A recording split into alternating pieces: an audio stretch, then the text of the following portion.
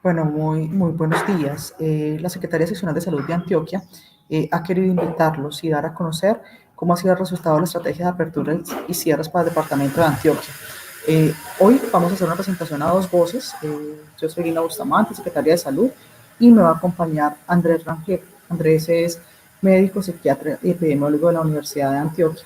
Contarles que nosotros siempre hemos promovido y hemos comunicado que todo lo que estamos trabajando en el departamento lo hacemos con unas mesas de trabajo, donde trabajamos con, obviamente, todos los actores del sector salud.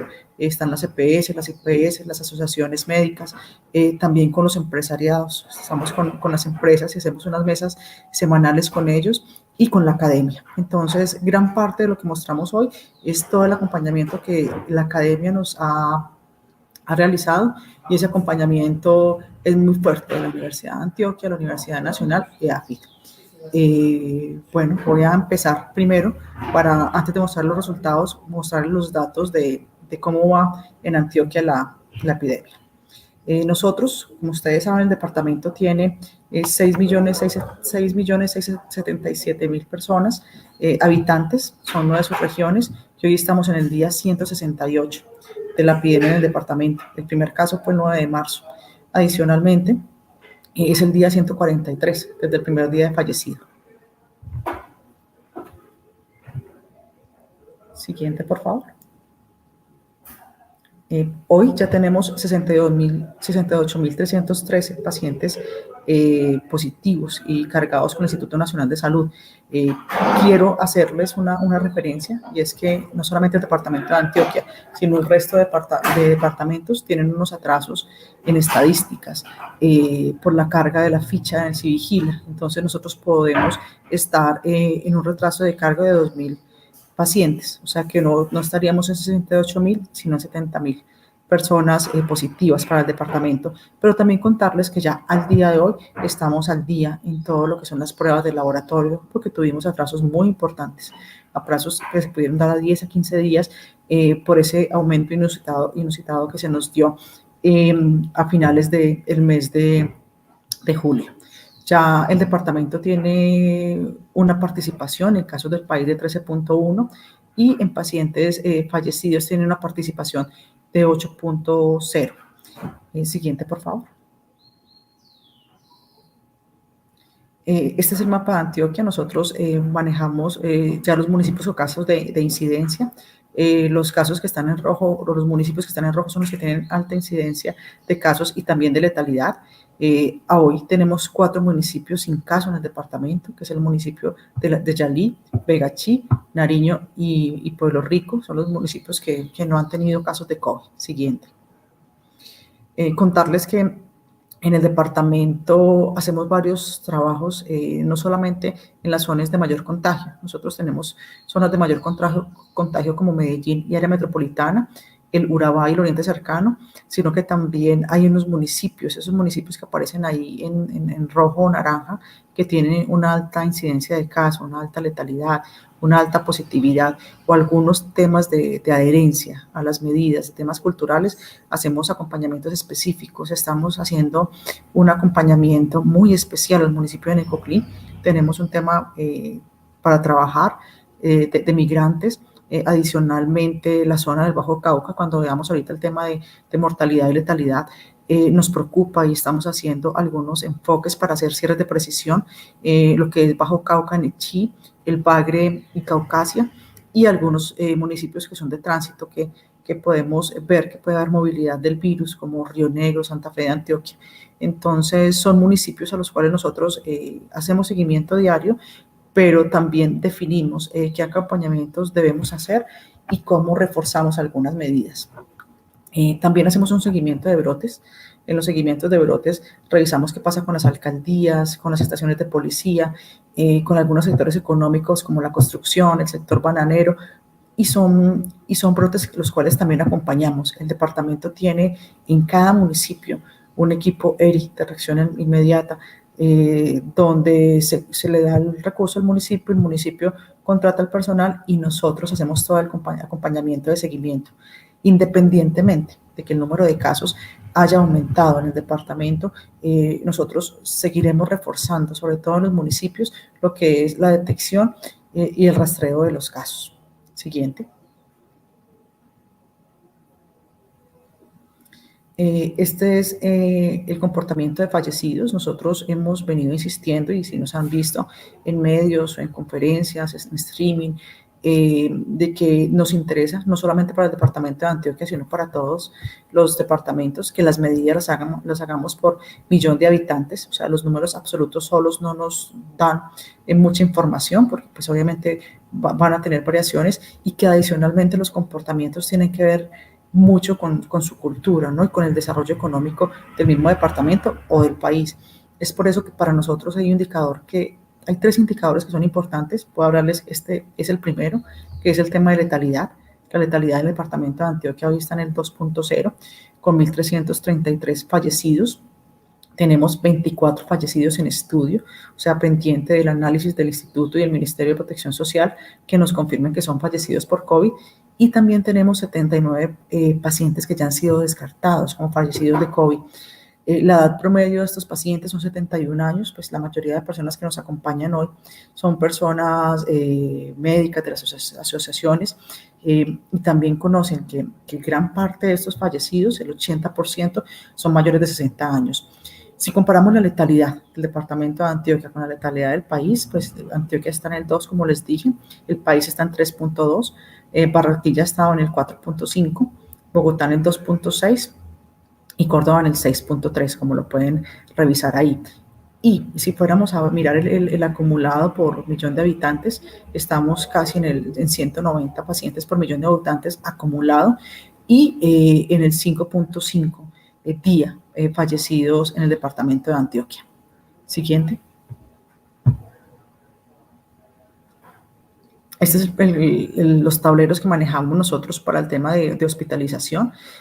Contarles que lo que está en color verde son los pacientes que tenemos de otros departamentos. Llevamos una semana con un comportamiento muy bajo de remisiones y de direccionamiento de pacientes de otros departamentos.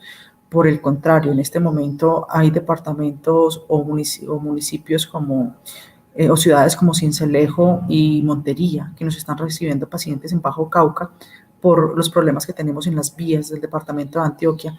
Siempre hemos dicho y hemos pensado que esto es un tema de solidaridad y unidad, que mientras Antioquia pueda recibir pacientes de otros departamentos lo va a hacer, y porque en algún momento, también siempre lo dijimos, que si necesitáramos que nos recibieran pacientes de otro departamento, también lo íbamos a solicitar y sabíamos que nos lo iban a permitir. Entonces, esta es la primera semana que tenemos desde hace 4 meses un número tan bajo de pacientes de otros departamentos. Mire que son 11 pacientes de unidad de cuidados intensivos, y llegamos a tener aproximadamente 40. O sea, hemos ido bajando en esas solicitudes. En ese tablero encuentran como los pacientes que hemos recibido acumulados en hospitalización. Monitoreamos mucho para las estadísticas el promedio de estancia en unidad de cuidados intensivos, que aunque para nosotros ha subido porque teníamos estancias de 11 días, ha estado subiendo, sigue siendo muy bajo si nos revisamos con otros departamentos. ¿Qué nos ha servido para que nuestras unidades de cuidados intensivos no se colapsen? Y también para que el número de fallecidos pues, se mantengan, que es parte de lo que queremos mostrarles. Son las medidas que se han tomado, que para nosotros son medidas preventivas, no restrictivas, y en eso hemos querido también cuidar mucho nuestro lenguaje. Lo que pretendemos hacer eso no son restricciones, sino prevenir un colapso en el sistema de salud. Si ustedes se han dado cuenta, el departamento no ha tenido un estrés en servicios. Hemos tenido algunos momentos de congestión, y estuvimos una semana sobre todo muy que nos llevó a tomar algunas acciones rápidas en el departamento, pero hemos logrado pues mantenerlo, equilibrarlo a raíz de esas medidas preventivas. Esas medidas preventivas han sido esos cierres de precisión, y lo que les vamos a mostrar ahora, que lo han denominado acordeones. Entonces, eso nos ha permitido tener estabilidad en el número de fallecidos, porque hemos logrado llegar a un número de fallecidos de meseta, que ya lo van a ver, y también en la utilización de unidades de cuidados intensivos. Siguiente. La utilización de cuidados intensivos, llevamos 2 días entre 75 y 76%. La primera, más o menos el 26 de julio, o no, por ahí el 22 de julio, discúlpeme, empezamos con promedios de 80, 80 o 79%.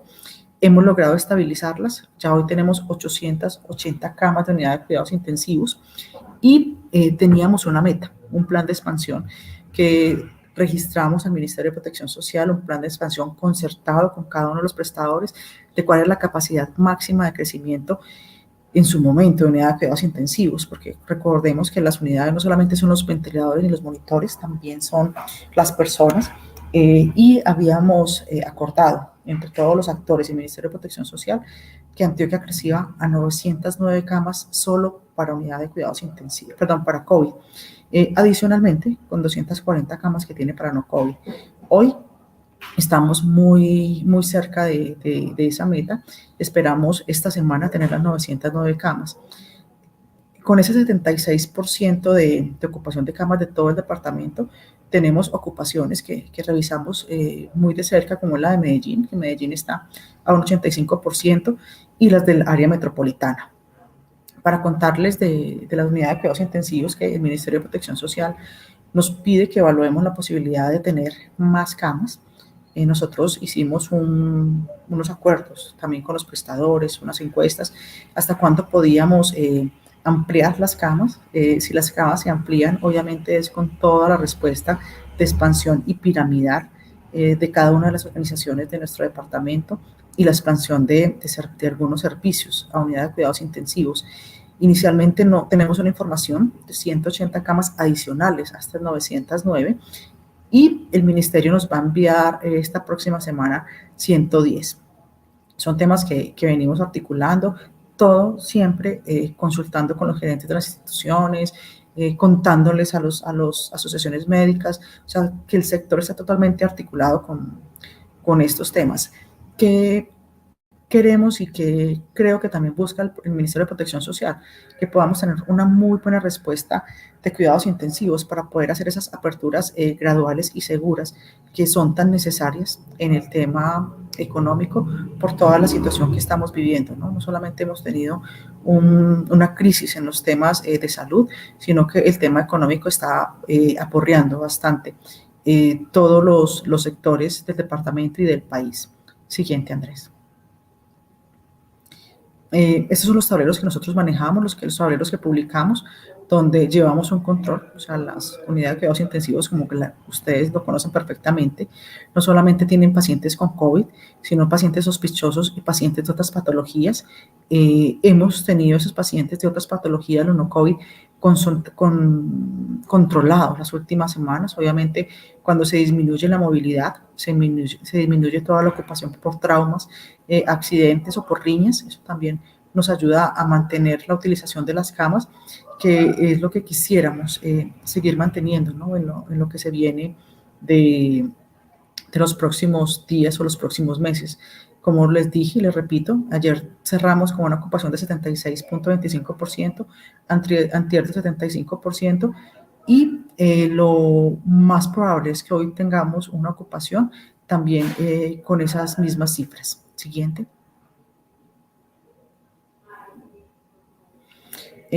Nosotros no solamente estamos trabajando en la búsqueda de casos positivos en las personas que tienen síntomas o contactos estrechos, sino que también estamos haciendo un programa de búsqueda activa de informales, un programa al que le tenemos que dar todo el reconocimiento a ISA como empresa. ISA hace una donación al departamento de Antioquia para nosotros poder hacer esos trabajos, un trabajo que tiene dos enfoques grandes, uno con las instituciones hospitalarias.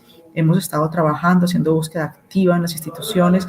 Hemos visto que hemos encontrado algunos casos positivos en instituciones, más ligados a temas sociales del personal de la salud que la misma infección al interior de las instituciones.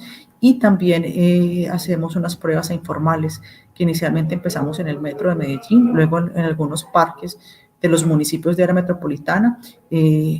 Cerramos esta semana en Río Negro y vamos a movilizarnos a Marinich a mirar cómo está todo ese oriente cercano, y esta es la positividad que nos están dando esos casos. Siguiente. Ya para cerrar mi intervención y darle paso a Andrés, con esto que quiero contarles que a pesar de que haya un número alto de contagios, el nivel de contagios del departamento es muy bajo. Miren que no llegamos a un 1%. El Instituto Nacional de Salud y el Ministerio nos piden que revisemos qué porcentaje podría estar infectado que no hemos detectado. Ellos manejan unas cifras que para nosotros son altas, pero es claro que nosotros esos casos asintomáticos no los detectamos, no sabemos cuántos son, y podrían estar alrededor de un 40% de esos casos positivos que están en las estadísticas, o sea que serían de esos 70.000 casos ahí, sumarles un 20% más. Igual ahorita Andrés me corrige si la cifra es mayor o menor, y que adicionalmente todavía hay muchas personas susceptibles en el departamento. O sea, aún con esos números altos para algunas personas, realmente Antioquia está atrás en lo que pudo haberse estado contagiado de municipios como Barranquilla o otros departamentos. Adicionalmente, creemos, y lo que hemos querido es facilitar un equilibrio entre el sector económico y el sector salud. Creemos, no, además hemos aprendido, creo que hemos aprendido con el tema de la pandemia, que hacer aperturas amplias sin ninguna medida de prevención aumentan los casos de una manera muy rápida, y lo vivimos en el mes de junio, como en 15 días la curva de Antioquia aceleró de una manera pues que no esperábamos. También lo vamos a ver y lo vamos a mostrar ahorita qué está pasando en Bucaramanga. Entonces, que esas medidas de apertura tienen que estar totalmente equilibradas con temas preventivos de algunos cierres, de pronto no cierres tan grandes, pero sí cierres que nos permitan controlar algunos espacios de movilidad. También creemos que estos cierres, también pequeños, pero, continuos, ayudan a hacer aperturas más prolongadas en el tiempo de todo el tema económico. Por eso siempre hablamos de facilitar. O sea, lo que queremos con todas estas medidas que les vamos a mostrar, resultados, es cómo facilitamos en un largo plazo esas aperturas. Estamos de acuerdo en las aperturas económicas. Creemos que también estamos trabajando hoy la apertura de los servicios de salud, la apertura de centros que podamos hacer deporte, promover el deporte en los momentos que podamos hacer cierres. Estamos promoviendo también, aunque nos da mucho temor, abrir esos sitios que son de alto contagio, pero que tenemos que empezar y tenemos que hacer un departamento y una ciudad que aprenda a vivir con COVID. Entonces, somos muy conscientes de que todas esas actividades económicas hay que hacer apertura, tenemos que empezar a fortalecer más la cultura, porque es un tema de conciencia. Si somos mucho más conscientes de las medidas que debemos tomar, también seremos mucho más conscientes de lo que nosotros podemos prevenir como ciudadano. ¿En qué queremos insistir? En el cuidado de todos, en el cuidado individual y de los entornos, y les repito, en facilitar ese equilibrio entre economía y salud, y buscar como cuál es la fórmula de la ecuación más adecuada entre salud y cuidado para evitar temas que no podamos controlar en un futuro. Entonces, Andrés, para que sigas.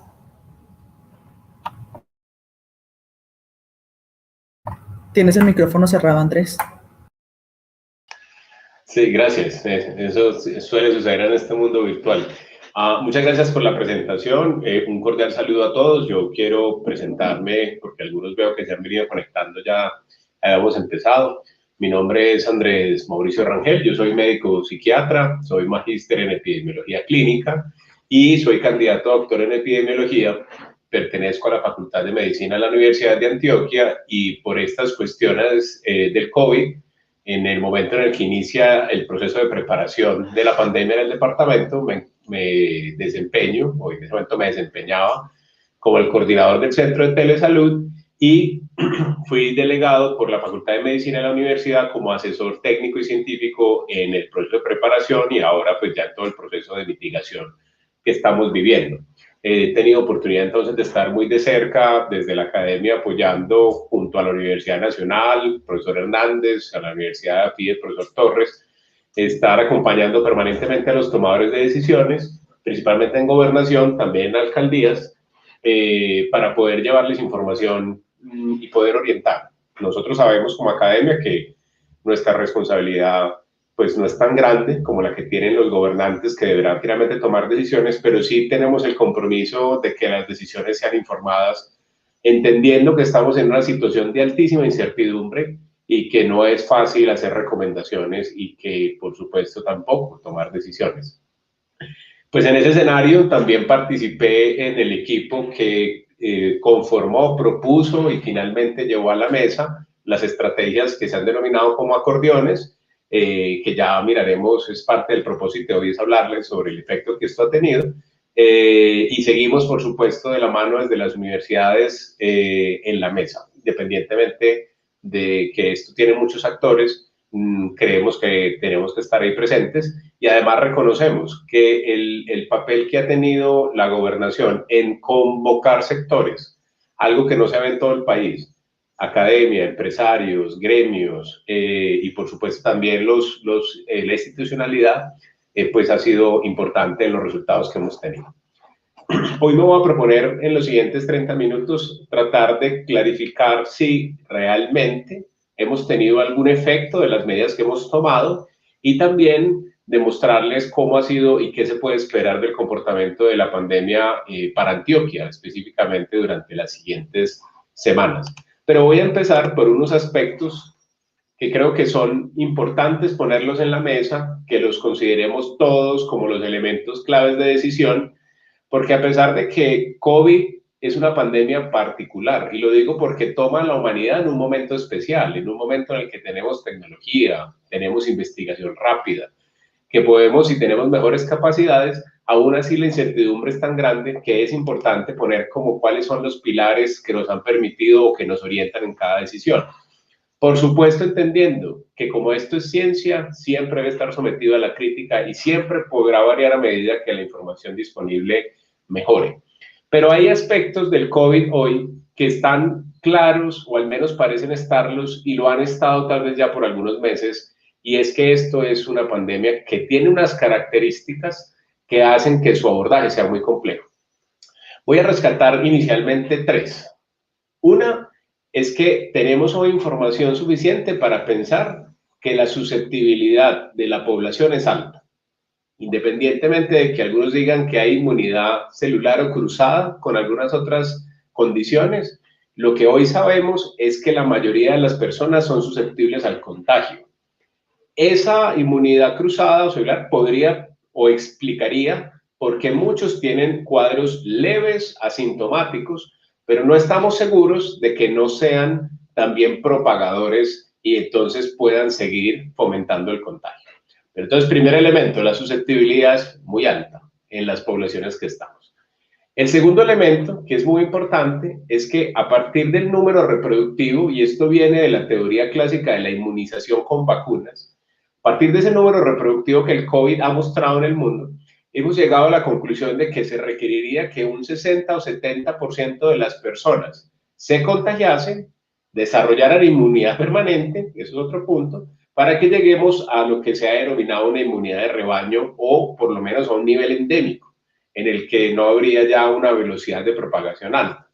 Aquí también hay controversias, por supuesto, y algunos estudios, incluso uno publicado hoy en Science, que ha tenido una difusión en redes, demuestran que algunas condiciones o de demografía o de la actividad de la sociedad podrían dar ciertos niveles distintos de esa inmunidad de rebaño.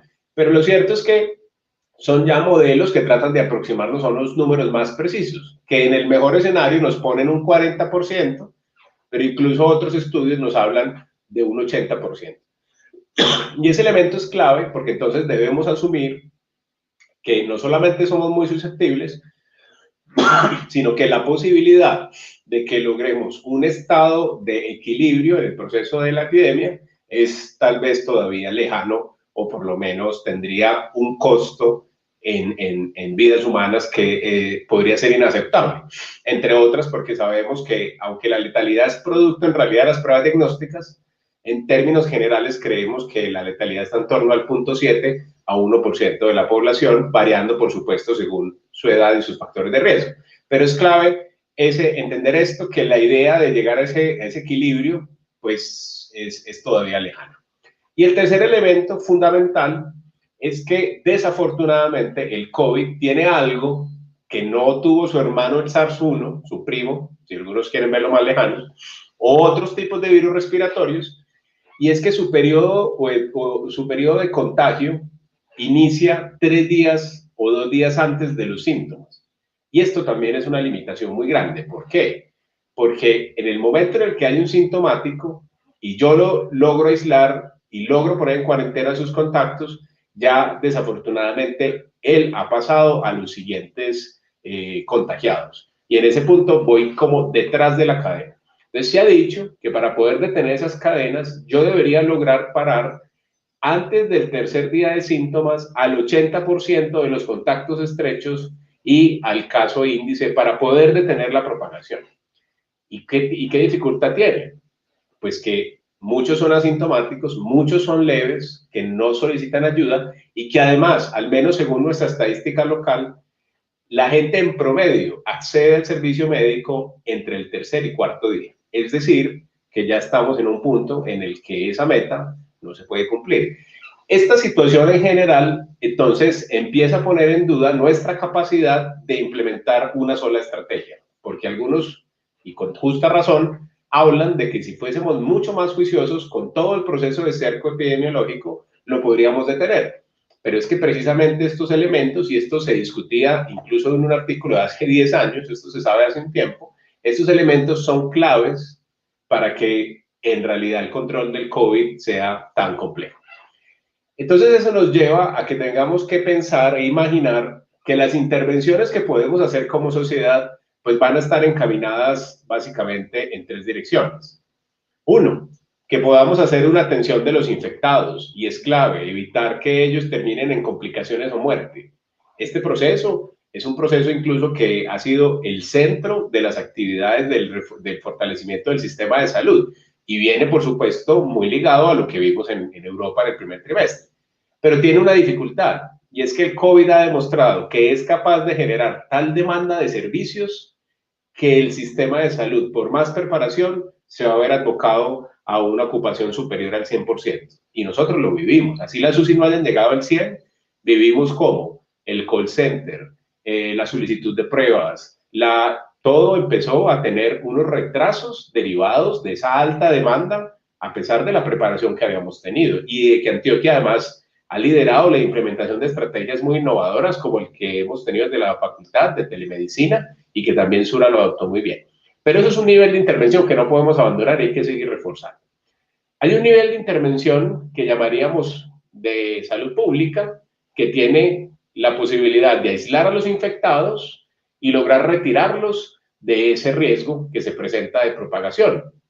Como les digo, se hace, pero desafortunadamente la mayor parte de la epidemia es silente para los países o las regiones, entonces no se logra tener una proporción, al menos en aquellos países que hemos alcanzado circulación libre del virus. Hay casos muy exitosos como el de Nueva Zelanda, que fueron capaces de lograr reducir y eliminar la transmisión del virus, y posiblemente es otro escenario, pero en nuestro escenario, aislar los infectados se ha vuelto realmente complejo, porque además tenemos limitaciones estructurales de tipo social, como el hecho de que no somos capaces de garantizar un aislamiento sostenible a las personas sospechosas, y también que la gente a veces le da poca credibilidad a sus síntomas. Y tenemos un tercer nivel de intervención que se relaciona con el contacto, y que lo señalo en rojo porque para mí es tal vez lo que debería ser el centro de la estrategia. Al final el COVID, así digamos que es una enfermedad de transmisión respiratoria, este mecanismo de transmisión es inherentemente relacionado al contacto humano. Y el contacto humano, entonces, será el mecanismo de propagación. Yo a veces en otros escenarios he comparado al COVID con un chisme, porque él se propaga a esa velocidad, a la velocidad con la que la gente se encuentre y se cuente las cosas. Entonces el contacto es el centro especial de la estrategia 4.3, y ya les voy a decir por qué. Ahora bien, en el contacto tenemos 2 niveles de intervención. Uno, podemos lograr que si se da un contacto, ese contacto sea seguro. Y en ese punto somos muy buen referente de los médicos, quienes, a pesar de estar expuestos constantemente, tenemos unas tasas de positividad muy bajas. Entonces, la protección personal es sin duda un mecanismo que no solamente lo dice ese dato, sino ya vieron la publicación del Lancet, del metaanálisis, de los estudios observacionales del efecto de las mascarillas, en general de los tapabocas, que muestra que es una estrategia muy efectiva. Pero tiene un problema, y es que actúa en un nivel en el que ya hay riesgo. Entonces hablamos de minimización y de que desafortunadamente depende de un nivel de adherencia a la medida que es fácil imaginárnosla en los médicos, que venimos muy acostumbrados, que tenemos un patrón social relacionado con la protección personal, pero que en poblaciones de otro tipo o población general se vuelve complejo, se vuelve más difícil que su adherencia sea significativa.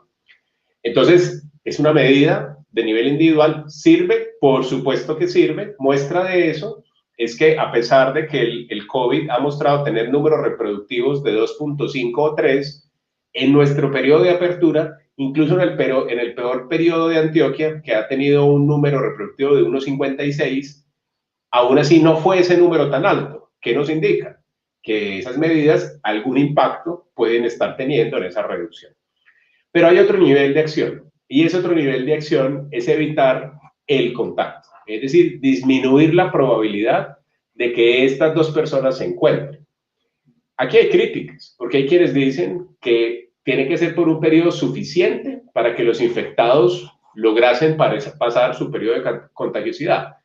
Pero la realidad es que no pretendemos que los infectados se recuperen. Lo que pretendemos es que se encuentren poco con los susceptibles. Porque además, de nuevo, recuerden que la mayoría de infectados están libres en la comunidad, están andando en la comunidad. Entonces, lo que pretendemos es restringir la posibilidad de que un infectado se encuentre con un susceptible. Ya tenemos alguna evidencia. Cochrane, cuando hizo su evaluación de la efectividad de las cuarentenas, decía que una reducción de un 50% del contacto humano reduce en un 44% los casos en una población. Ya teníamos evidencia de que podría ser que sin implementar una cuarentena total, que era lo que como gremio, y yo sé que muchos de ustedes lo manifestaron, veíamos que había que hacerse en julio. Incluso nosotros con el profesor Juan Pablo y con el presidente de la República dijimos, se requiere un cierre de al menos 7 días y luego implementar cierres intermitentes. Pero la evidencia sí sugería que con solo disminuir 50% se podía lograr una disminución del número de casos que se generan en una población, y ese fue el centro entonces de la estrategia 4.3. ¿Cómo disminuimos con periodos de cierre? ¿Cómo disminuimos ese contacto humano? Cuando establecimos la estrategia no solamente pensamos en el 4.3, en realidad pensamos en combinaciones de muchos días de abierto y cierre, y también en combinaciones de cierre de sectores que ya habían mostrado ciertas capacidades de contagio, y también de cierres en algunos momentos del día. Entonces, en realidad, el centro de la estrategia no es el 4.3, sino es qué periodo de disminución del contacto va usted a aplicar para que usted pueda compensar los periodos de apertura. Porque desafortunadamente, esto que yo les digo que es el eje de la estrategia, y perdón que me demore tanto en esta diapositiva, pero es central, es a la vez el eje del problema. ¿Por qué? Porque la economía depende enormemente del contacto humano. Los sectores, especialmente aquellos como el comercio, ¿sí?, o la venta de bienes y servicios, requieren contacto en una medida importante. Entonces, claro, el reto que hay en el fondo es que la reactivación económica implica un riesgo de mayor contacto y por ende un riesgo de deterioro de la epidemia. Entonces, estos periodos de cierre pretenden compensar esos periodos de actividad necesarios que estamos promoviendo. Porque además, entre otras cosas, los costos de los cierres también son emocionales y también son del índole personal.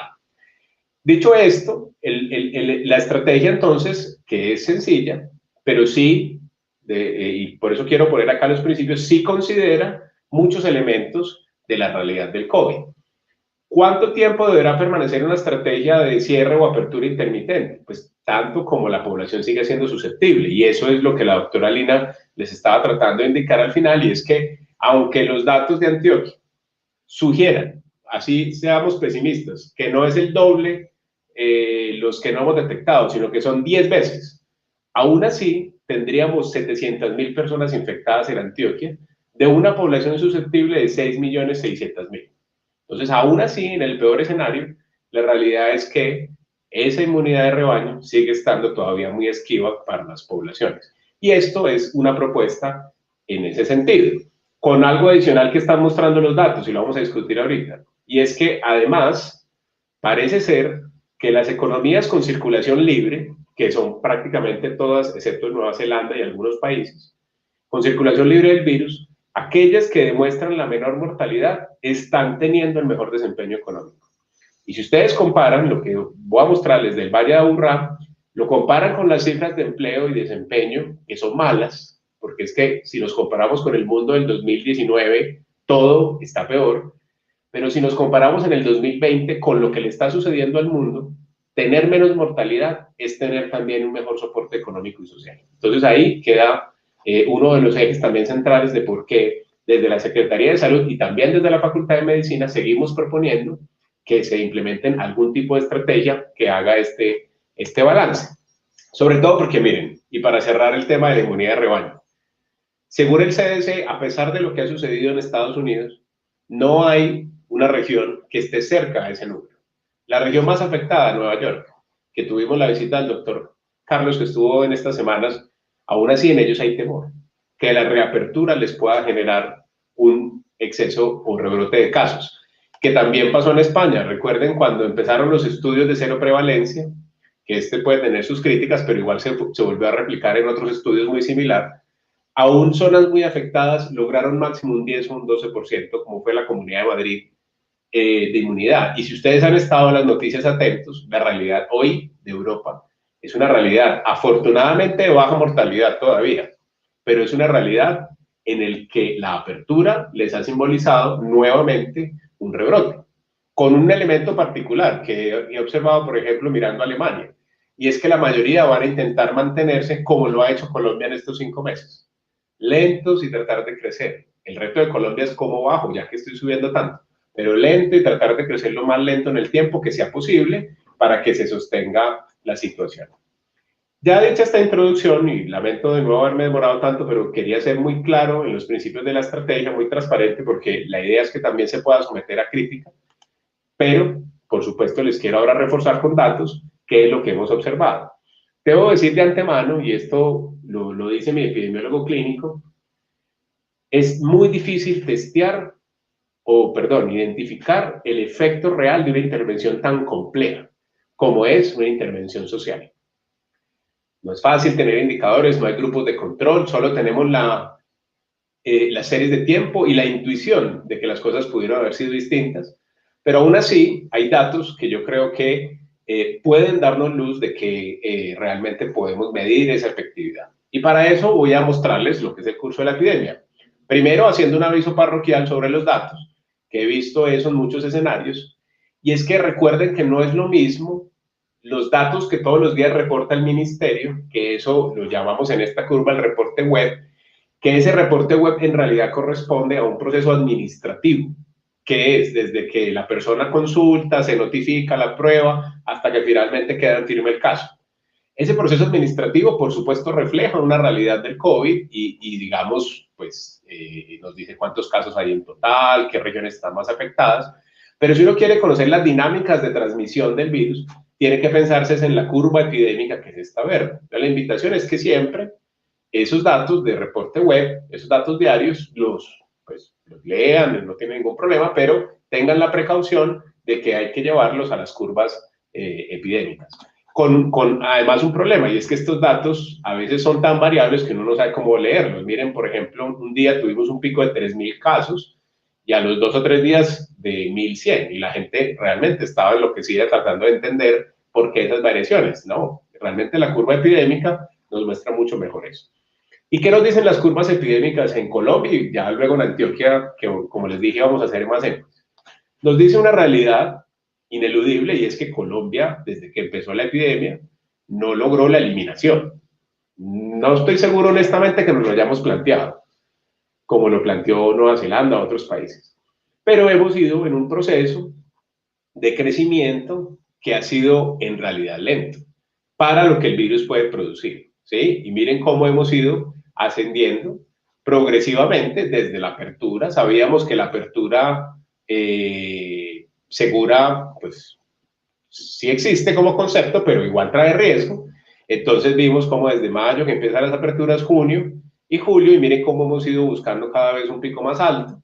Hoy nos ubicamos en un promedio de 10.000 casos por inicio de síntomas en Colombia. Podemos hablar de que hay una disminución en los últimos días, pero todavía no es algo consolidado. Yo me quedaría con la idea de que Colombia sigue creciendo a un ritmo probablemente cada vez más lento, como nos lo ratifica el número reproductivo, que muestra cómo ha crecido siempre a un ritmo entre 1,2, 1,3 el país, pero ha encontrado como alguna desaceleración durante las últimas semanas. Yo sé que lo hemos hablado mucho, pero yo prefiero dejar la claridad. Número reproductivo significa cuántos casos en promedio genera un infectado hoy. Para el COVID es cuántos casos en promedio se aumentan o decrecen cada 5 días en promedio.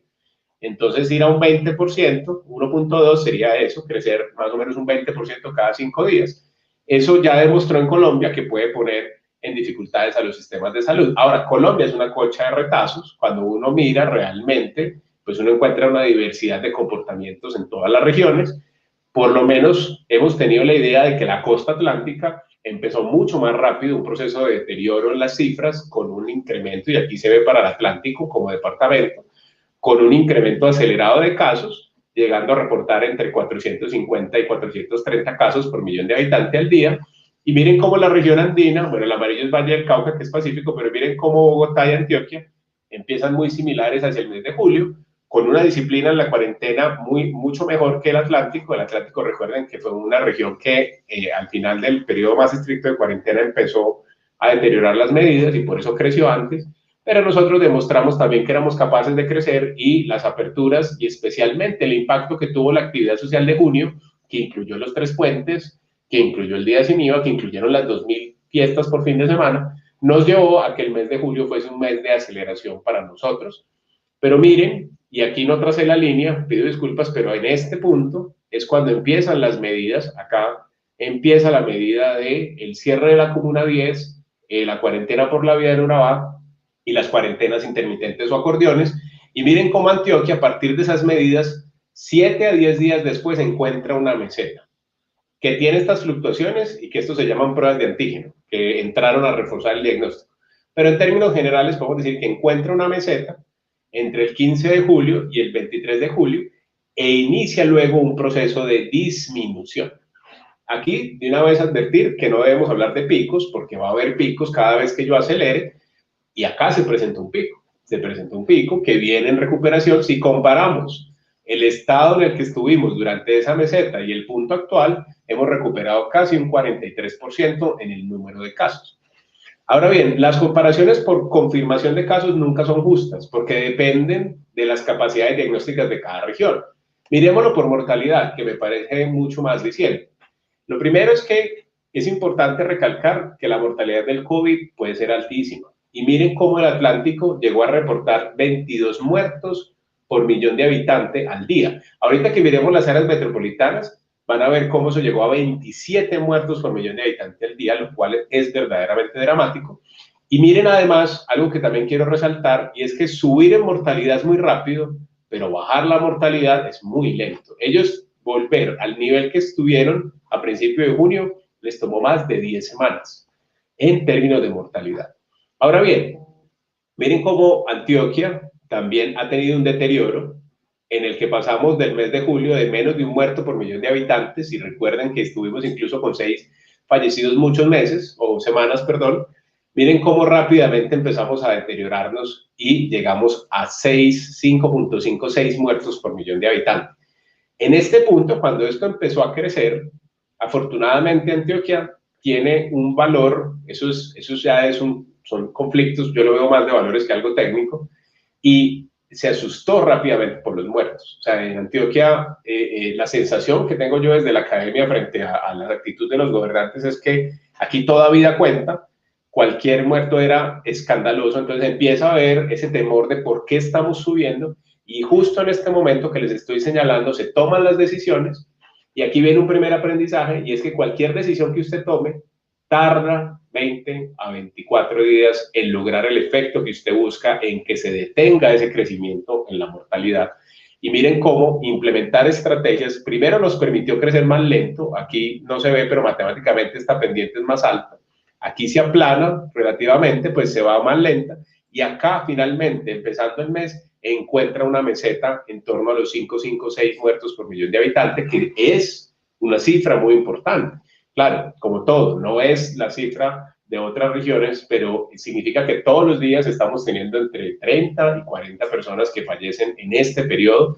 Ya al final parece tener una mejoría, pero es mejor todavía ser cautos para decir que realmente la mortalidad viene disminuyendo. Acá hay otro factor muy importante, y es que el departamento no solo implementa esta medida, sino que logra la duplicación, triplicación de las unidades de cuidado intensivo, y eso también ayuda. Ya sabemos que no tener cuidado intensivo puede producir un salto en la mortalidad casi doblándola, que yo quiero resaltar lo de Bogotá, porque Bogotá no parece tener un colapso en el cuidado intensivo, pero tenemos señales de que el acceso ha estado restringido en algunos puntos y que además mucha gente ha quedado en casa. Eso hace, ese no confiar en el sistema de salud, creemos que también es decisivo en que la mortalidad por millón de habitantes sea mucho mayor, por ejemplo, en el caso de Bogotá. Esto ya en términos acumulados, perdón, antes de pasar, esto en términos de medir la eficacia de la intervención, nos puede sugerir entonces que prevenir el contagio, que recuerden es el centro de la estrategia 4.3, o de los cierres intermitentes que quieran establecer, realmente tiene un efecto en la mortalidad. Prevenir el contagio es clave, lo hemos dicho toda la vida en salud pública y en medicina, prevenir es mejor que curar, logra ese efecto. Ahora bien, en números acumulados, ¿qué le ha significado eso al departamento? Le ha significado tener hoy 205 casos, 206 casos por millón de habitantes ya en el total de muertos, que es realmente lamentable, 1.300 y un poco más de casos de fallecimientos. De nuevo, háganse la idea, en Antioquia al año fallecen 4.000 o un poco más de personas por infarto. Esto no es algo menor, y recuerden, podría ser un tema de 20.000 o 30.000 muertos. Entonces, estamos cuidando vidas. Pero el asunto es que si Antioquia hubiese tomado un camino muy liberal, ¿sí? Y eso se ha promovido desde muchos sectores, el COVID puede correr más. O sea, yo quiero hacer énfasis en que esta meseta que estamos encontrando aquí no es natural del COVID. Eso es artificial, es producto de las decisiones que como sociedad tomemos en cualquier punto para lograr prevenir el contagio. Y si nosotros hubiéramos tenido ese comportamiento más liberal, hoy Antioquia tendría que sumar a sus estadísticas entre 4.200 y 4.500 muertos más. Eso es una cifra realmente escandalosa. No consideramos nosotros desde la academia que se pueda tener una actitud liberal respecto a que la mortalidad sube o baje. Se debe seguir en una actitud conservadora. Por supuesto entendemos, y por eso la estrategia, de nuevo, pretende una reactivación económica, pero balanceando ese riesgo que se genera en la reactivación. Y aquí las áreas metropolitanas muestran cosas muy parecidas, pero quiero aprovecharlos para mostrarles además cómo uno se puede deteriorar muy rápido. Miren cómo Barranquilla, que es el área metropolitana más impactada, que les conté 27 muertos por millón de habitantes, se deterioró en 3 semanas. Pasó de 4 o 5 muertos por millón de habitantes a 27. Y miren Bucaramanga, que a mí me ha llamado mucho la atención porque Bucaramanga en realidad lo venía haciendo mucho mejor que el área metropolitana de Medellín, todo el tiempo muy parejo. Y acá en este punto, miren que nosotros estábamos al doble de la mortalidad de ellos.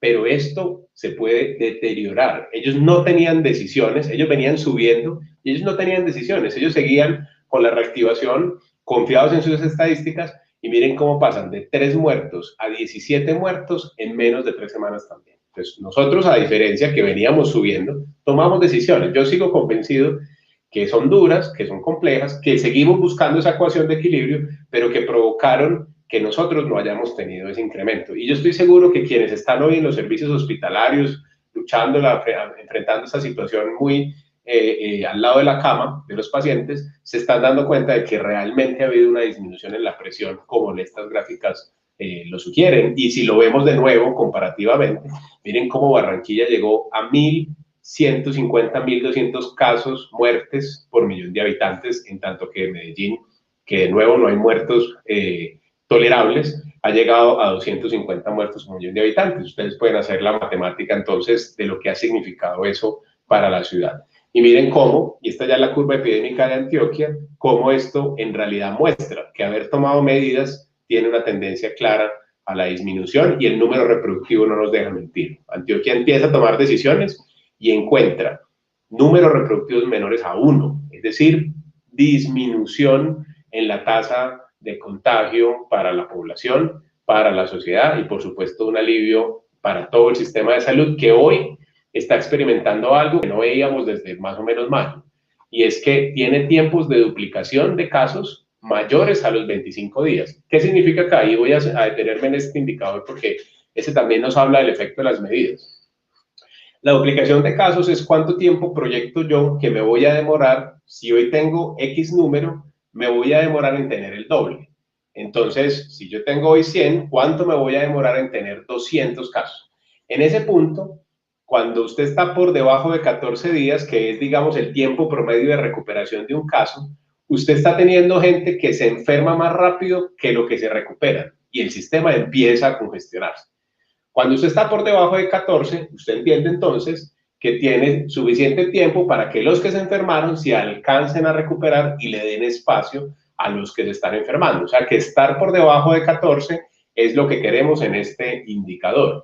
Por supuesto, esto no impacta por igual a todos los servicios. Se impacta más rápido primero la consulta externa, el call center y la solicitud de pruebas, y se impacta de último la unidad de cuidado intensivo, pero que también está mostrando unos signos de recuperación que también debemos reconocer, porque nosotros, en el momento en el que se toman las decisiones, que fue justo aquí en esta línea roja, coincide con el gráfico, veníamos teniendo duplicaciones de tan solo 10 días o 9 días. Eso nos permitía a nosotros pensar inicialmente que íbamos a colapsar las UCIs más o menos el 25-28 de julio. A medida que se fueron tomando decisiones, hemos logrado ampliar ese tiempo.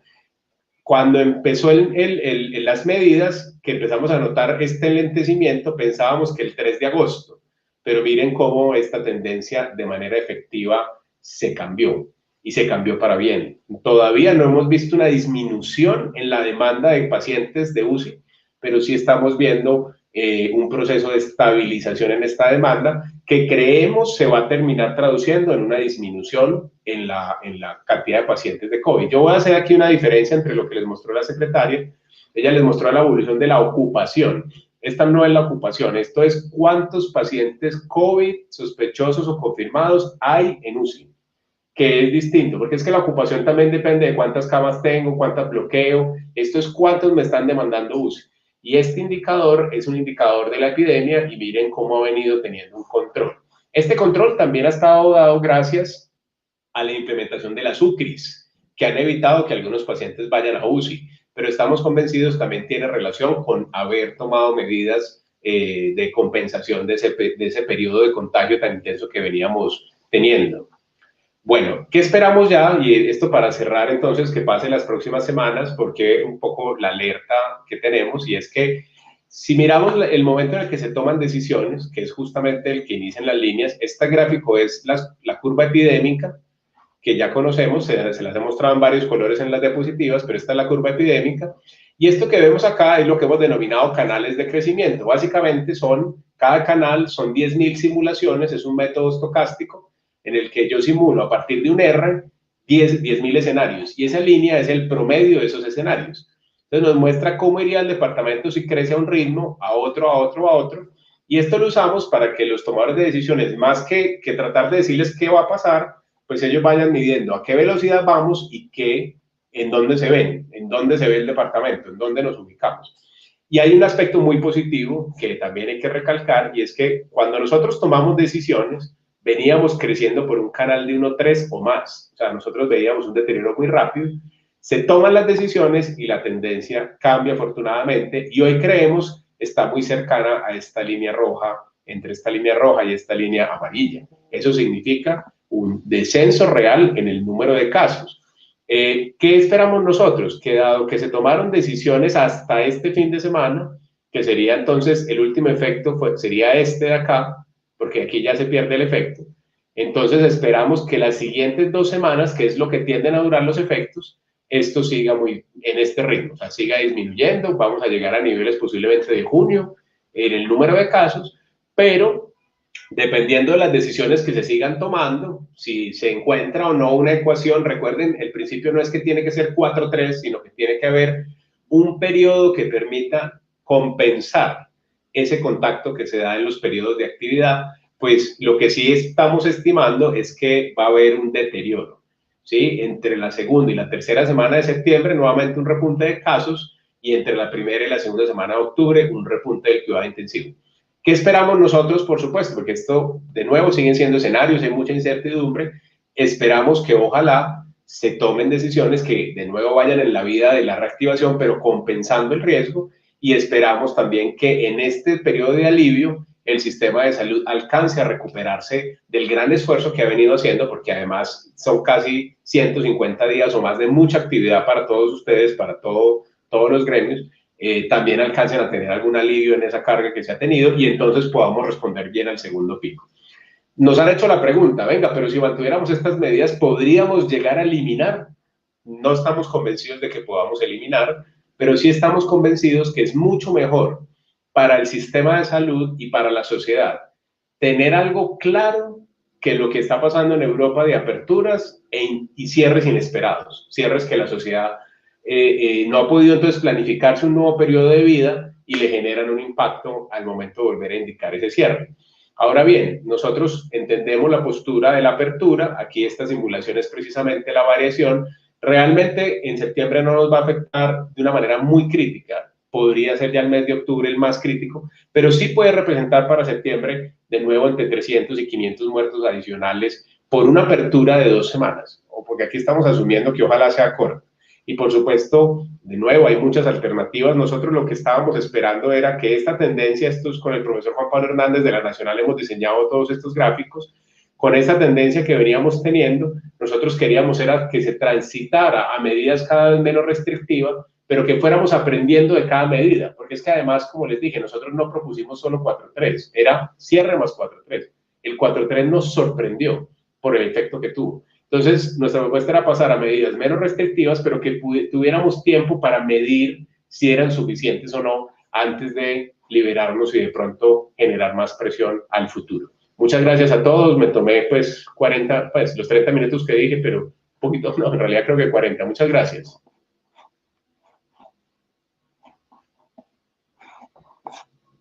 Estoy atento si hay preguntas, doctora Lina, muchas gracias.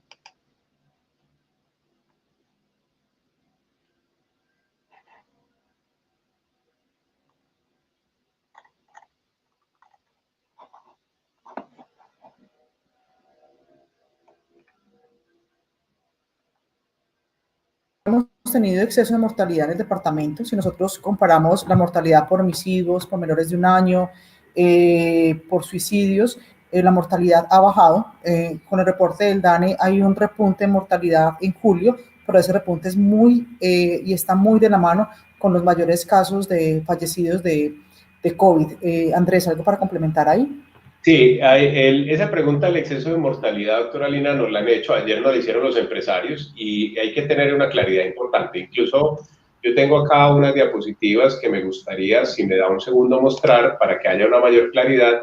Y es que en realidad el departamento sí ha tenido un aumento en el número de muertos durante el año, pero ese aumento de manera paradójica se produjo en el periodo previo al inicio. Así, los 3 primeros meses antes de la pandemia, sí. Entonces, eso es importante porque es inesperado. Veníamos con una mortalidad muy alta al principio de las primeras 10 semanas, no encuentro el gráfico, pero al principio de las 10 semanas veníamos con una mortalidad superior al promedio del quinquenio anterior. Iniciamos las medidas de cuarentena y desde la semana 11 se ha reducido sustancialmente. Las muertes violentas se han reducido significativamente y las muertes de causa natural se han sostenido, lo que le da desde la semana 12 a la semana 26, en términos netos, una prevención de muerte al departamento por cualquier causa. Vamos a tener un incremento por COVID que esperamos se compense con las otras prevenciones que hemos tenido, pero no podemos afirmar que Antioquia en el periodo pandémico tenga exceso de mortalidad. Ok. En respecto a la apertura de servicios, voy a responder varias porque, miren, precisamente hoy estamos evaluando qué aperturas de servicios hacemos. La idea es revisar un poco lo que es ambulatorio de primer y segundo nivel, un poco por todos los temas de control de pacientes crónicos, esos temas que debemos reforzar, que no se hacen solo con telemedicina. Las cirugías ambulatorias también vamos a hacer una revisión de esas y lo más probable es que el lunes haya una circular. Lo que queremos es que esas cirugías ambulatorias se hagan, pero no sean las cirugías que puedan derivar una utilización de unidad de cuidados intensivos. Porque recuerden lo que nos decía Andrés ahora, estamos, si bien hemos logrado tener un alivio en las medidas, estamos en un punto muy alto, ¿no? En 2 semanas, si no seguimos algunas acciones, podría volverse a tener un crecimiento inusitado de los casos. Y eso nos llevaría otra vez a hacer cierres. Entonces, ser muy claro con los prestadores de que sí van a haber unas aperturas, el sistema lo necesita, los prestadores lo necesitan los usuarios, pero teniendo en cuenta qué podría pasar si tuviéramos que volver a cerrar. Pero eso lo tenemos listo el lunes porque también queremos revisar unos temas con las EPS para los tipos de acciones, procedimientos y servicios que se van a tener apertura. No tiene presentación que estemos abriendo cines, teatros y no los servicios de salud. Entonces, en eso queremos ser muy coherentes. Otra pregunta que tenemos acá es, miren, nosotros no nos podemos relajar. Si bien tenemos unas medidas de alivio, ¿qué queremos reforzar? Y queremos reforzar con las empresas, con las unidades residenciales, con algunos sectores específicos. Es que los protocolos se tienen que seguir manteniendo. Los protocolos tienen que ser más estrictos. Las empresas tienen que garantizar todo el tema de las entradas y salidas de sus colaboradores, como la permanencia en las mismas y en el momento que se identifique un caso. O sea, esas medidas hay que seguirlas reforzando porque adicionalmente esto es un tema que se va más o menos para julio del próximo año. Entonces tenemos que seguir con todas esas acciones para mirar cómo logramos manejar el tema de economía y salud. Y queremos trabajar mucho con las unidades residenciales. Vamos a empezar mañana, creo, unas charlas en unas unidades residenciales en Envigado, porque nos hemos dado cuenta que si bien hacemos estas medidas de aislamiento y las personas se pueden quedar en sus casas y no salen esas medidas preventivas dentro de las unidades, sí se ven muchos temas de asados, de reuniones, eso es uno. Y lo otro es, si llega a haber casos positivos en las unidades, cómo tienen que reaccionar, porque hay algunos temas que también nos han pedido, que no se puede hacer, es que si una empleada de algún apartamento tiene COVID, no dejarla entrar, perdón, no dejarla entrar, no, ella no. Si alguien de la unidad tiene COVID y su empleada entra, no dejarla entrar, son temas que tenemos que también que buscar equilibrio. ¿Qué otra pregunta hay aquí? Ya contesté la de las cirugías. Hay una que dice, necesario constitución de un banco de hojas de vida de recurso humano de salud para atención del COVID. ¿Cómo vamos en esa materia? Doctor Carlos Valdivieso. Nosotros estamos haciendo, doctor Carlos, un inventario también de hojas de vida. Queríamos trabajar fuertemente con un tema de bolsa, de no llamarlo bolsa de empleo, pero sí un tema de que recogiéramos ese banco de hojas de vida.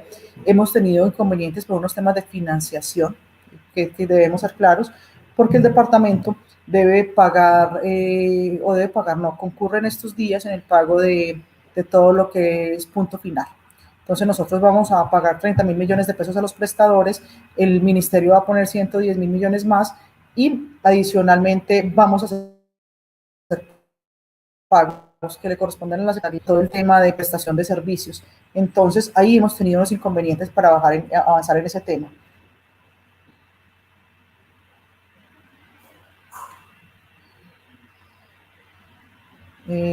Luis Alberto, ¿tú estás conectado ahí? Sí.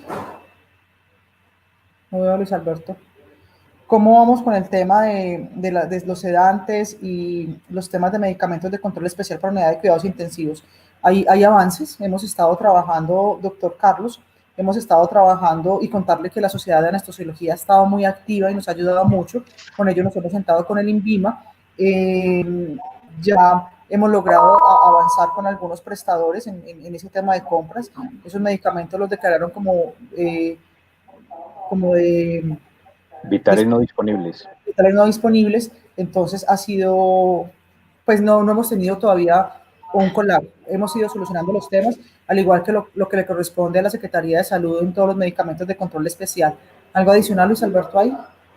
No, para el fondo que maneja el Departamento de Antioquia se está priorizando la consecución de unos medicamentos que se están usando como alternativas. Aquí resaltar también el trabajo que se ha hecho desde la Asociación de Anestesiología de Antioquia y del país, con unos esfuerzos para buscar unas estrategias que mitiguen este desabastecimiento, y la conversación que se tiene con las agremiaciones nacionales, con AFIDRO, con ASINFAR y con el propio INVIMA para mejorar, digamos, el abastecimiento y las importaciones de estos medicamentos. Hay una pregunta sobre vacunación. Miren, la vacunación ha bajado en todo el país, no solamente en el departamento de Antioquia, y el mes que va más baja en el mes de abril. Hoy tenemos una cobertura del 70%, cuando siempre hemos estado para esta época en 85-90%. Igual para eso estamos haciendo muchas acciones con los municipios, con las EPS, para lograr manejar esas acciones en atención domiciliaria.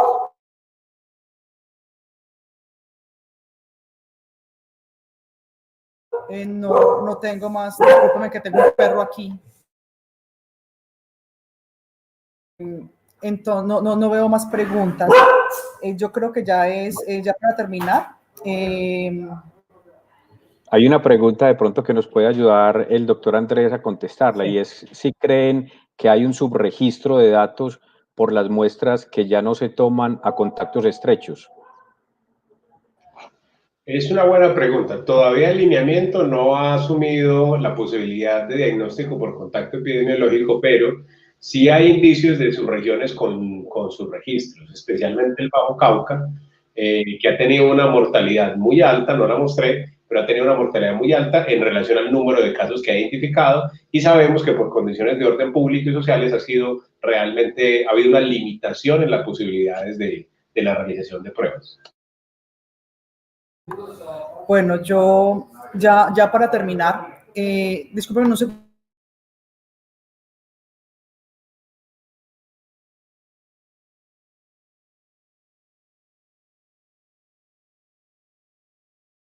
Bueno, ya para terminar, la idea es que no nos podemos relajar. Hemos querido ser muy cuidadosos con el lenguaje. No podemos decir que esto ya pasó, porque realmente no ha pasado. Estamos en la mitad del camino. Recuerden que esto podría irse hasta julio del próximo año. Entonces, todas las acciones que vamos a seguir haciendo va a ser informando, comunicando. Cambiar una cultura de una empresa se demora 2 años. Entonces, cambiar la cultura de todas las personas de Antioquia en 5 meses no ha sido fácil. Sin embargo, hemos creído y estamos convencidos de que hemos logrado unas adherencias importantes. Antioquia es el departamento que más fácil se adhiere a los temas de cultura, pero igual vamos a seguir insistiendo en estos temas. Vamos a hacer más streaming, la idea es poderlos hacer hasta ahora. Nos dicen que a mucha gente se les facilita esta hora para mantenerlos informados y sobre todo de las acciones y la mirada desde salud, para todo lo que queremos armonizar entre economía y salud. Muchas gracias, doctora Lina. Cordial saludos a todos y a disposición también. Muchas gracias. Feliz día para todos.